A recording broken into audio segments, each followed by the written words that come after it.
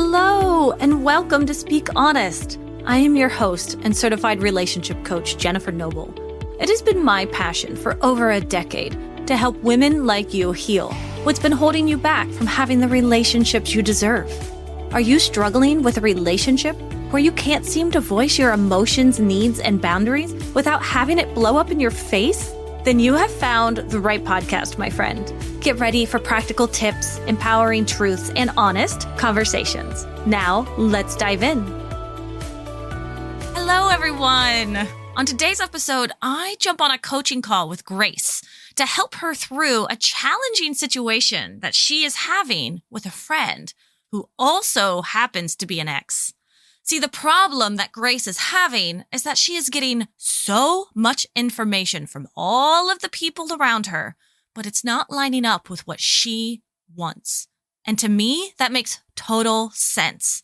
Because if someone in your life seems to be causing you pain, then of course your friends and family in your life are going to be telling you to drop him.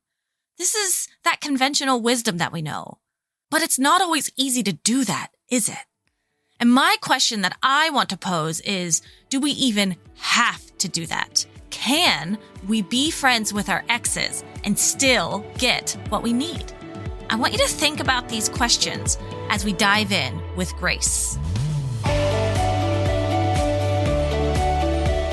Thank you so much for coming on the podcast, Grace. How can I help? Well, I'm trying to decide whether or not I should be friends with somebody that I used to be involved with, and having trouble kind of trusting my own instincts and trying to figure out the level of friendship and where that all fits in. Yeah, that's a great question. So this is someone that you were in a relationship or a situationship in, something like that earlier on? Yeah, it's kind of complicated. It was the situationship that I thought was a relationship, and it started probably 5 years ago. And it's been a little on and off, but for most of the last 2 years, it's just been friendship. But there's still been quite a lot of flip-flopping on his part. But he was an alcoholic who quit drinking almost 2 years ago. And so when he quit drinking is when we became a lot closer friends and became a lot more vulnerable to each other. And yeah, I was okay with it being platonic, and I was pretty content because we were pretty good companions to each other. But I really got triggered when he told me he was going to go on a date. And then he kind of had started distancing from me before he told me that for probably about 3 weeks. And I was afraid that that's probably where it was going because that's his pattern. But we did have some good talks the day after he went on it and trying to kind of figure it out. And that's when I realized that I still had feelings, and I didn't realize it was going to be so hard on me to hear that. Yeah. So we kind of talked through it, kind of tried to work on it for a couple months. And then I just said, I need some distance. So then we didn't talk for probably about 3 months, but then we started talking again before the holidays. So okay. I'm flip-flopping with where I should go. So what I hear you saying is you had this relationship with this guy, even if it was a situationship, but they're all relationships, right? Right. How did that end up ending for the two of you? Oh, very badly, very toxically. So there was a pattern of he kind of started putting distance and then got involved with somebody else after a period of time, which is when I realized that we weren't actually what I thought we were. And that was probably about 5 or 6 years ago. And then there was months of distance, and then gradually us starting to talk again and as friends. But we still, it almost seemed like once a year or something, we slipped into that pattern again. And then every time, for probably 3 times, he would distance and then start seeing somebody. And the third time, I just kind of was really upset and really vocal and kind of ornery about it and had a lot of words. And we didn't talk that time at all. And we see each other every day at work, but I pretty much acted like he was dead to me for about 3 or 4 months until my dad passed away and things changed. And I kind of gradually started talking to him here and there. And it was the next year after that he broke up with this girlfriend and contacted me, and we ended up talking about all of the past stuff. And he had said he was scared that he had never been with somebody like me. His girlfriends were not very nice to him. Mm. Anyway, we had a lot of long conversations about that. And yeah, I don't know. It's just, it seems very complicated. And I feel like before this, I wasn't so mixed up about things. Yes, it seems like he's jumbling up your brain a lot. And the most complicated, best relationships, they tend to do that, don't they, though? Yeah. He's why I found attachment theory and why I started to do so much inner work, because I was triggered so much so strongly. And so then I started searching for answers why and trying to understand him. I found a lot more understanding for myself. So yeah, the last probably almost a whole year before he went on the date, it was when he got sober, was when we started getting a lot closer, doing a lot more things as friends. And we had a lot of deep conversations. So that's why he told me this time that he was going to go on a date and, he was interested in somebody, and he felt bad that I was triggered by that. And we tried to talk about it for 2 hours, like the day after. And, he said, if you need space, you take whatever I'll follow your lead. So tell me about, because I want to get deeper now into something. Tell me about what triggered you about him dating someone. Like, tell me more about that. I think it's because I haven't been involved with anybody. I haven't dated anybody since I was divorced and it's been 7 years ago. Mm-hmm. And that was a very affectionate bliss. And we pretty much lived separately for 8 years before that. So when I met him, he's very affectionate. He's very smiley, and he's kind of a sensitive guy. So I think he filled all my buckets. And so if he was going to start dating somebody else, like when he did in the past, he really pulled away from me a lot and would be very surface level visiting, no more deep talks, no more spending time together. And he just filled so many of my buckets for male companionship. So I was worried about losing them. I mean, I think that makes a lot of sense. I mean, I'm sensing a bit of an abandonment going on there, right? Yeah. And I think that makes a lot of sense why you're feeling that and you're feeling triggered. When you feel triggered, do you think that that is something, what am I trying to say? What's the cost of you being triggered? Is this something that you want to be feeling? Where's the complication and confusion here is what I would love to know more. Where do we want to go with this? Like, what are you hoping to figure out or find out by the end of our session today? Anybody who I've talked to about it before, when they hear the history, they're just like, you need to be done. You just need to be done. Classic wisdom. He's not good. Yeah, he's not good for you. He's been using you for just validation and whatever. Because of the work I've done, I realized I also was using him for male companionship. Look at you. I was just going to say that. Yeah. So if I would have been dating somebody, I probably wouldn't have done as much with him. So, and plus I see that we have both changed. In that year, we talked a lot about how we've grown separately. Our relationship has grown. And before, he was so conflict avoidant, he wouldn't even talk about it. We've had many talks since then, but he is leaving it up to me how much contact and how much distance I need or whatever. So I feel like I don't want to be triggered. So I feel like must be some kind of happy medium. I don't think it's necessary to cut him out of my life. I agree with that. I honestly think, though, there is something to be said for, he admitted that he got scared and ran those other times and went to what his comfort zone is, or comfort level is women who need him to do stuff, women who aren't independent, who depend on him and who don't treat him very nice and end up taking some of his money. So that's his comfort zone.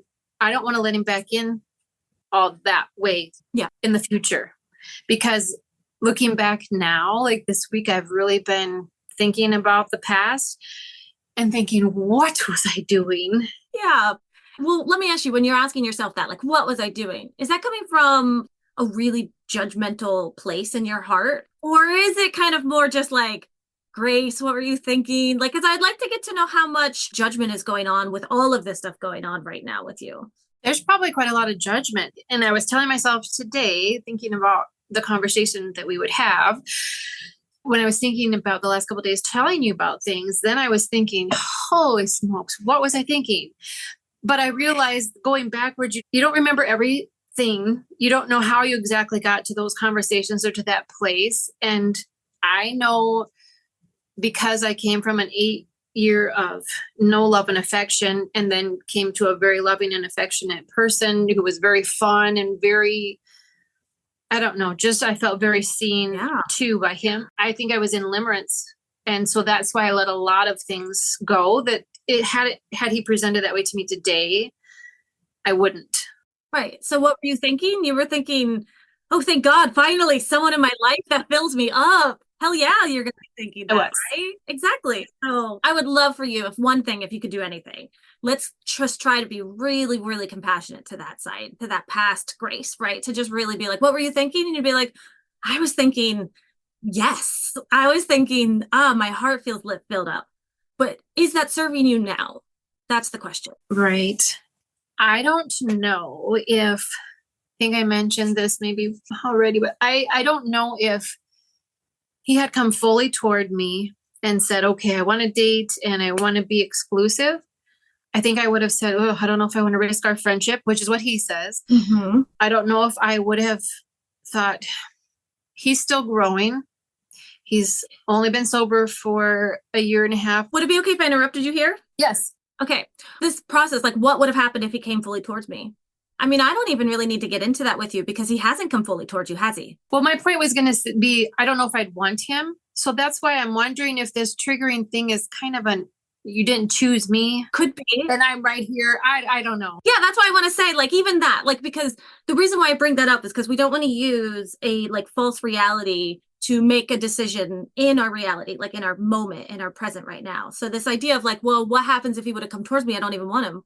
We genuinely don't know if he comes towards you or not. You'd have to make that decision in the moment. So how he's presenting to you right now.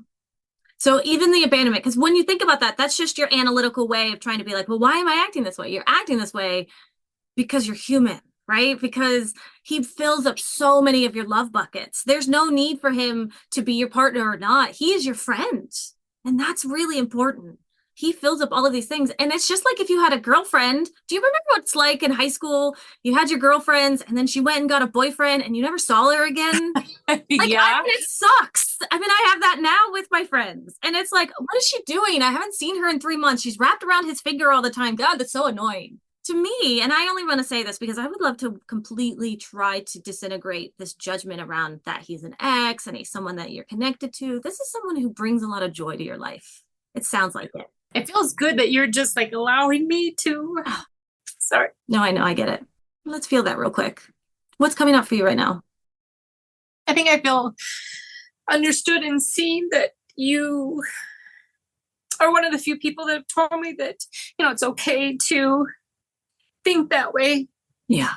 He did feel a lot of buckets for me, where a lot of people have told me to focus on the negative and that I shouldn't be feeling that way.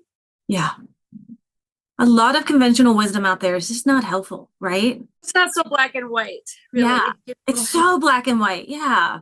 And I totally feel you on that. And so many people are like, oh, he's doing this to you and he's doing this to you. And it's like, but we both know it's not even really about him, is it? It's about you. And if it wasn't him, it'd be someone else. It's just being really honest, right? Like, but what an amazing opportunity that you have a beautiful friend, someone that you get to have these long talks with and have these conversations with. And what you're experiencing right now is just a little bit of sadness that he's not feeling those needs, right? Right. It just seems a shame that every time that he would get involved with somebody in distance, and then I would get upset in distance, we would come back together and we would both say, oh, it's so good to be back. And, he would apologize and kind of berate himself. I don't know why I'm so stupid. And I don't know why I do those things. And every time it would be better for that period of time. I would think, wow, we grew, but then he'd do it again. Yeah. And then we'd grow and he'd do it again. That's why I think he's a good person. Sounds like it. He filled a lot of buckets for me. He brought me to all this self-work that I'm doing on myself. But yet until I don't really trust him to not kind of come and go. Good. Because that's the next step here, Grace. That is the next step. It's not about trusting him or not.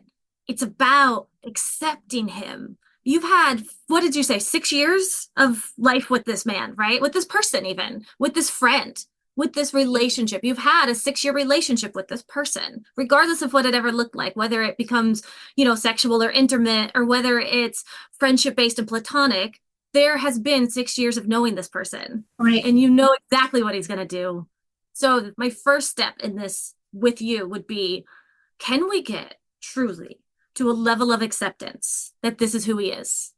He is going to do this. He's just going to keep doing this. You will not have a consistent friend in this man. You just won't, right? And that's okay, because then we can work with that. Tell me what you're feeling when I say that, though. This time I have distanced myself every time because I said it's too hard for me. Because when he's dating somebody, then he feels like that we shouldn't hang out at all. I don't think he's probably comfortable with talking to somebody about that he's friends with somebody that he's had something with in the past. Those are my thoughts, because he's pretty conflict avoidant, although he's gotten better with me. But so we don't hang out, like if we would text, a lot and things like that. But we used to tell each other about our weeks, our days, our, all that kind of stuff all the time, what was going on in life. And because I think he is FA leaning avoidant, I think he gets wrapped up in his new person. And plus then he has less of his own time for himself, which is very important to him. He needs his time to himself. He gives his extra time to her. He doesn't really have the need to share a lot with me. So then that's painful for me. So then I back up. It absolutely is. It is painful. And I want to really validate that pain. That is going to be painful. And also, that's his life. That's what he's going to do, right? Yeah. That's just what's going to happen. And you're absolutely right. I love how you can see that. I love how that you have compassion for him.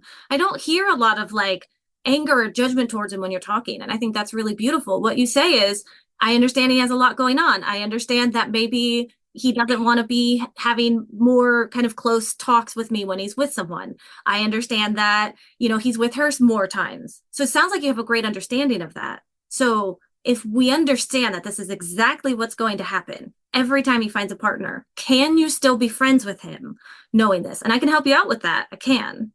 But can you still be friends with him knowing that, yes, you will distance? It's going to be like an ebb and a flow. Friendships are like that, right? Honestly, so are romantic relationships. Let's be real. But specifically friendships, they're going to ebb and flow. Some days we're going to be like besties, right? And all the time we like each other. And sometimes we're not. I'm just not sure if it's because of the romantic thing. When I think about what I want in a partner, he fills my bucket for love and affection and being fun and things, but he's also emotionally immature. He's also leans a little more avoidant than I would like. So there's some other things that don't quite jive. So I don't know that we would work long term if we were together. So then I'm like, well, why do you keep thinking about the romantic part of it then? It's almost like my subconscious or something, because logically I think, would I even be happy with him? So why can't I just be his friend and not care about all that rest of that stuff? Okay. It's not just a friendship that I don't think I'm missing. There's still some romantic things in there. And maybe it's because he's the only man I've been involved with. Could be. For 7 years. This is great, because I think if we want to get really, really honest here, right? I guess that would be a really big question, super honest time, right? Grace, are you wanting to be with him again? Is this romantic feelings? Are you sad that he's dating someone else because it's not you? I think I am. And I don't think I realized it until he went on that date. Gorgeous. I'm so happy that you could be really honest about that with yourself, though, because I think that's a great place to be in. Because we can't move forward unless unless we're really rooted in our reality, right? We had such a toxic kind of background. And when he quit drinking, I told him this after the date when I was triggered. I said, I realized a year sober how much you've grown and changed and how much the alcohol was affecting us. And I said, you've become someone now that more like the person that I want to date. But what did he say? Now he's dating somebody else. He told me that he was choosing to protect our friendship because he wanted us to always be in each other's lives. And okay, he didn't say this, but he has a lot of short relationships. And I hear this so much. So I think I can understand now why some of your friends and family are being like, oh, you need to get rid of it. What they're doing is they're protecting you. Yes. They're absolutely just protecting you, because I can see what's going on here is there's a part of you that still really wants to hold on to the idea that this man is going to be your romantic partner. But if I said to you right now, that's never going to happen. I tell myself it shouldn't. I know. Happen. Yeah. I wouldn't be happy. Yeah. So that's just, he is not who you are meant for. You guys have been through so much, the toxic back and forth. This is a beautiful friendship that you have. If I say that to you, if I say you will never date this man and he will be a friend for your life, Would you be okay with that? I think I am okay with that. Probably more often than I'm not. Yeah. And I can hear that because I can even hear it in your logic, right? And we just have to get your subconscious to catch up, right? We just have to bring the subconscious to the conscious, all of that stuff we know. So keep reminding yourself. But if right now feels like one of the first times you've really accepted and were really honest that in your heart of hearts, you kind of want to be with him. And let's be really clear. This is not the man that you want. You are a healed, really working towards secure person. I can tell, right? I know how long you've worked. You've told me about this, how hard you've worked.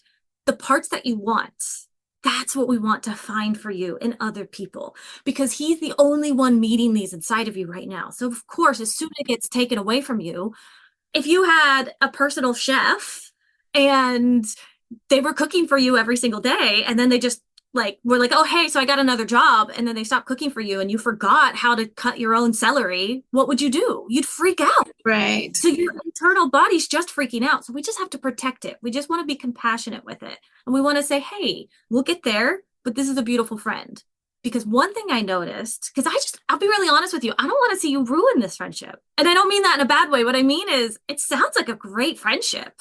I mean, we had our moments. We weren't perfect, but we really, that first year sober, we really worked on being more vulnerable and talking about, I'm FA as well. So for me to be vulnerable and tell him things like, hey, if you could be a little more consistent in this and just let me know when you need some space, I'm fine as long as you just tell me. Things like that were even hard for me at first, but I want to keep it. I just think I need to have some kind of a boundary so that I say, this is okay, but this isn't okay. Or because we were doing things that couples do, like going to doctor's appointments in other towns together, going on road trips. We went for walks. We went out to eat. When I had COVID, we went. May I challenge that? Yeah. Those aren't necessarily things that couples do. I do some of that stuff with my best friend. Oh, true. Maybe we just have a different, maybe society has just put inside of our heads what this thing should look like. And maybe for you, it just looks slightly different. And when you have someone in your life who's going to go to a doctor's appointment with you, do you have to give that up completely just because it's not there every single time? Yeah. That's all. I just want to challenge our societal thinking. And if that doesn't sit well with you, that's totally fine. It seemed like more things that I had done with a significant other, like talking about just some really deep stuff. And, and that is things that you do. It could be something that you do with a best friend as well, I guess. Yeah. Yeah. So what I'm saying is he's not a significant other. So you're doing these things with. If doing those things does trigger you, I absolutely agree. It might be time to start pulling back a little bit from some of those while you kind of figure this out inside of you, if that makes any sense. Just to clear it up, it's been 6 months of him dating her and she's now his girlfriend, and maybe a month or so of us trying to talk, and then me just thinking I just need a break. And so I said, let's just not text, but we still see each other for a few minutes every day at work. And then there was 3 months of nothing after I really got triggered one day. So I just thought, I'm sick of feeling this way. I just need to not have him around and not talk, not text, and just take a break. So for 3 months, we didn't talk. So we started talking again in November. That sounds a little bit like the avoidant side of you, like that FA side. It's like, you're going to abandon me, I'm going to abandon you first kind of thing, because I heard you say earlier, this is really hard for me because there's no more deep talks. He meets so many of my needs. I don't get that any of more.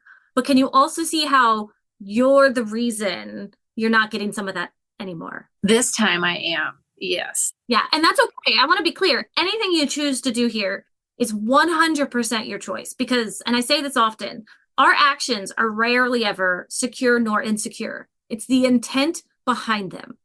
So if you intentionally went into this and you wanted no contact with him because you knew that this was helping you, that would be great. I wanted to have a clearer head, I think, and not be so charged up emotionally that I was just like a ping pong ball. What do I do? What do I do? And, how much do we talk or should we not talk? So that's the part that is getting a little bit insecure. That's the FA side of you, really overanalyzing and over kind of processing all of this stuff, right?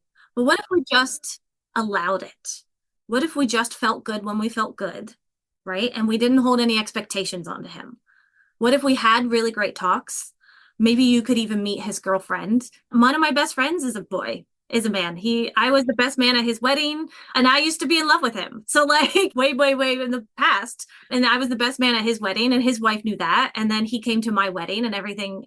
What I'm saying is I'm sensing there's sometimes these expectations that keep popping up. I'm hearing you say things like, well, it should be like this, and it should be like this, and this is what it's like, and this is how it would be. And I would love to break you outside of this mold, maybe start thinking outside the box. And how can you just be happy? I don't think I've had any expectations of him for probably quite some time, for quite a few months, just because it's been very surface level.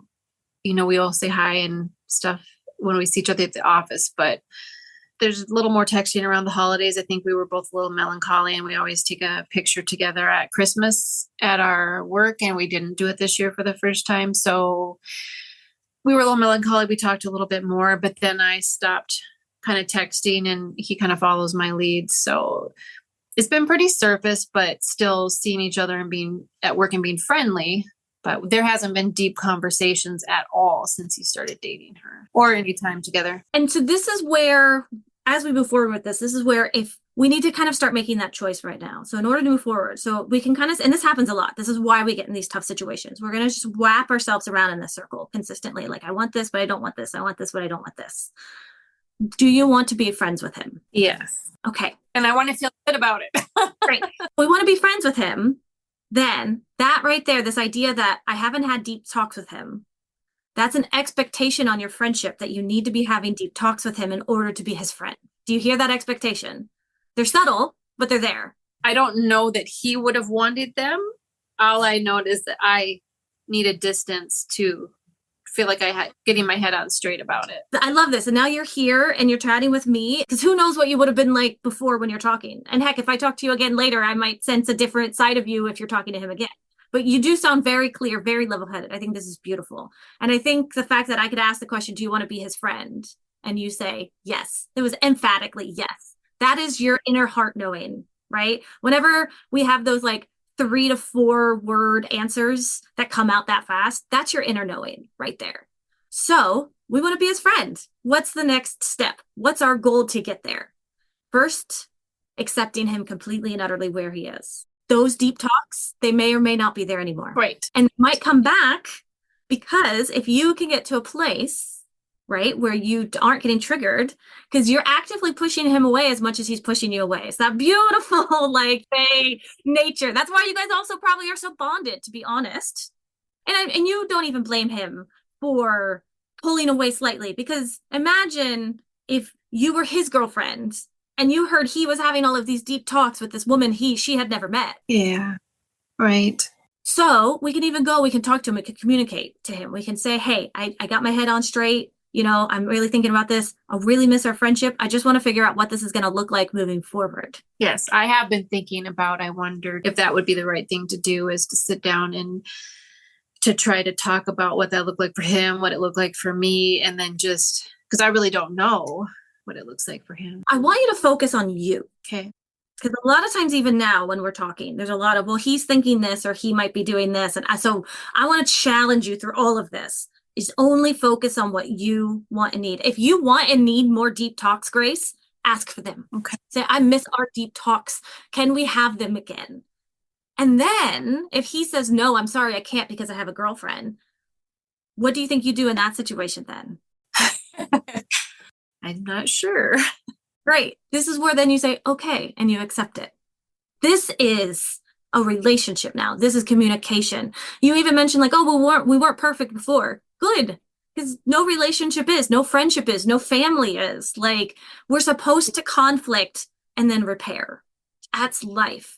Especially with someone that you've known for 6 years. That's going to happen often. And especially when you're both a little bit FA. Like, you only just started healing, 3 years ago? So, like, you got time. It's only been half of this relationship you've been doing this. So, like, we've got time.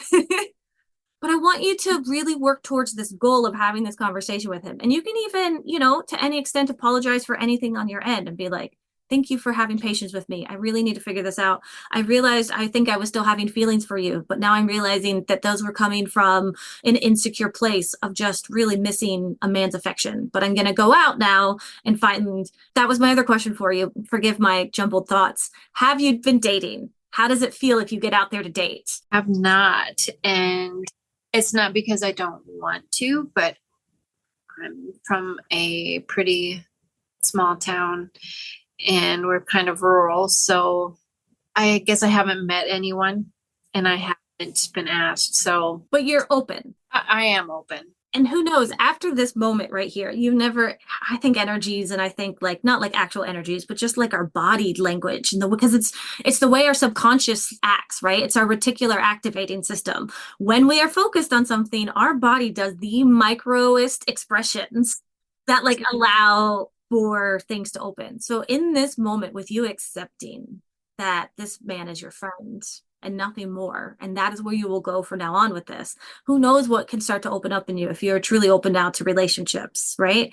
And you get to have this really beautiful friendship with someone who fills a lot of these needs. The next step is getting those needs met on your own, right? Right. And I have working on that. Good. I was like, where else can we get these deep talks, right? Philosophical connection is a huge need for so many people. You need to get that philosophical connection elsewhere, right? That deep emotional connection. There's emotional connection and then there's philosophical connection. Sometimes they go together, sometimes they're separate. Sometimes we have to find them from two different people. That's the goal. I mean, if you wanted homework after this, I would highly recommend you go through and really write down everything you love about this friendship with him. I have a list. And really just break it down.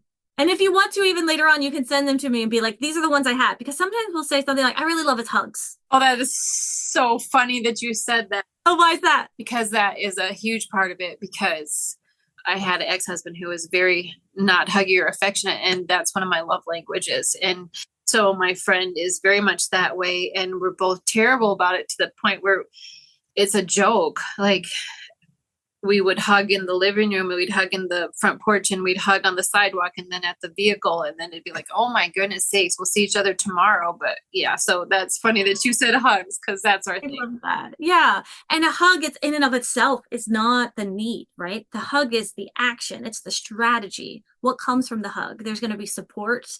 There's going to be love. There's going to be connection. There's going to be touch. The hard part is, in the exhausting part is, we have to break those needs up and figure out, now where else can we meet them? I often use the analogy of like the personal chef, right? But the idea is, if we have the personal chef who's coming in and doing everything for us, of course, that's what we want, right? That's what everybody wants. But also, it's not there. We could sit there and we could just be really upset that it's not there, which is fair and validating. And we have to take that time to grieve and take as much time as you need for that. And then when you're ready, work towards the goal of what you want. What's the life that you see in a couple of years' time? Do you still want to be here, right? Upset about whether or not he does or doesn't have a girlfriend, allowing his life to affect you in this way? Right. Or does he get to come in and be a part of your beautiful, juicy life that you're living? And he gets to be one of the many things that fills your buckets. That's what I would like. Yes. Yeah. Yeah. And I think you can really get there, because I'm really, as I'm hearing you talk, listen, I would tell you if I was like, this guy is bad news, leave him, run away. I have genuinely told people that. I have been like, listen, you're talking and I am not sensing anything here that we can salvage. But I'm even just so happy that he said to you, hey, I'm going to start seeing someone right now. If you need to take space, take some space. That sounds like a very respectful friend. And I'll encourage you to just step outside of your box and your conventional thinking. And who knows where this could go in terms of like, if do you guys snuggle when you watch TV together? Or do you guys do that? Or just more hugs?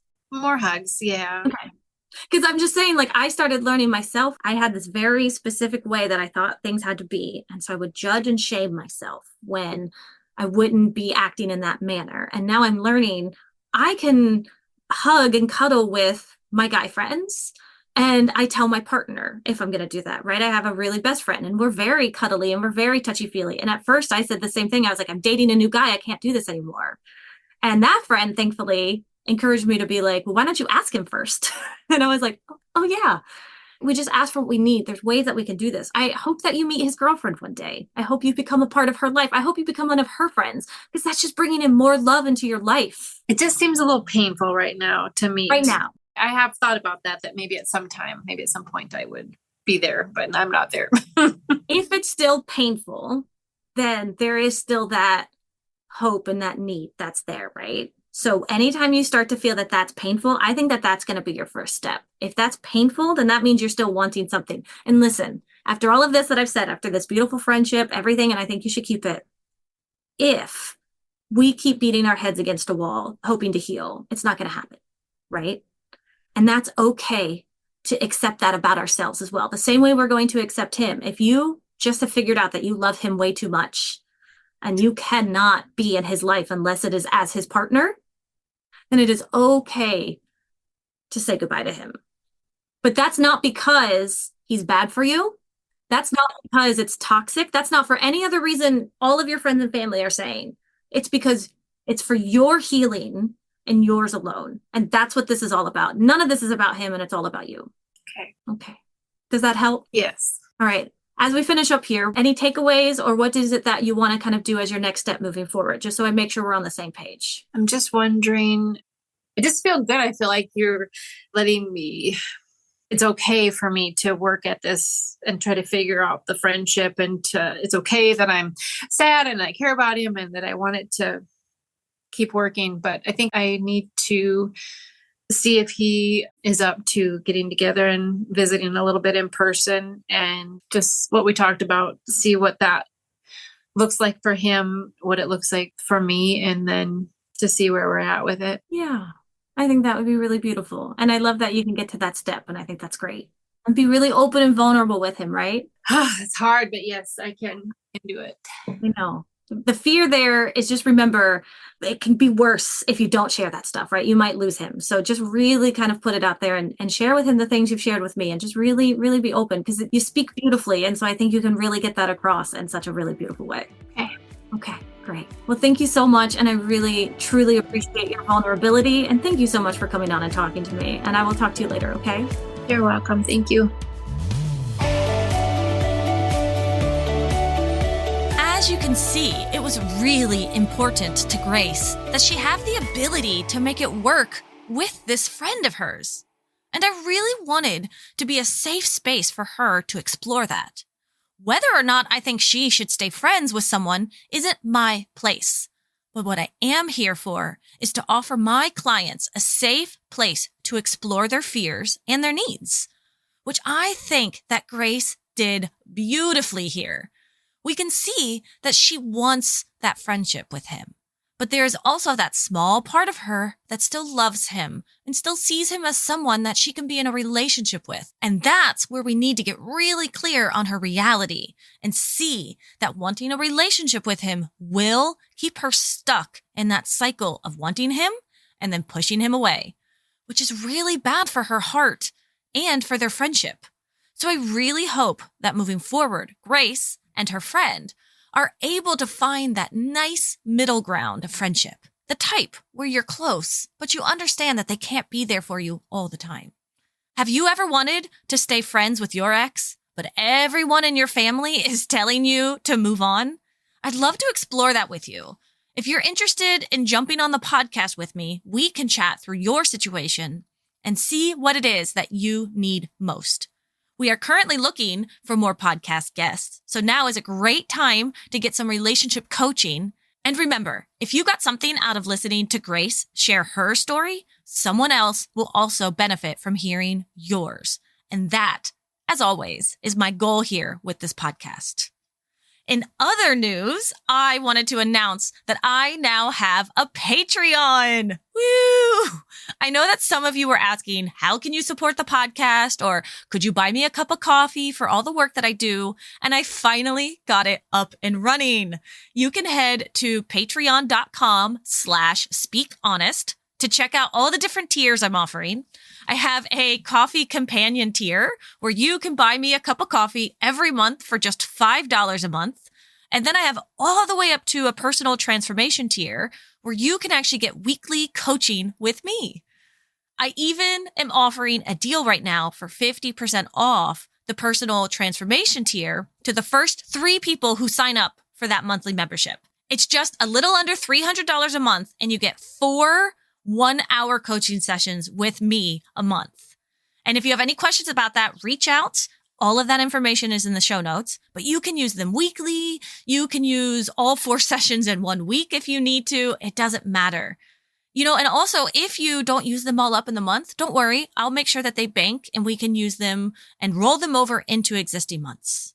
After those first 3 people sign up to that membership tier, it will go back up to the normal price of about $500. So it's a great time to get on the ground floor of my growing coaching practice and get some relationship coaching. I am so excited to see where Speak Honest goes, and I couldn't do this without all of you. So thank you, seriously, from the bottom of my heart.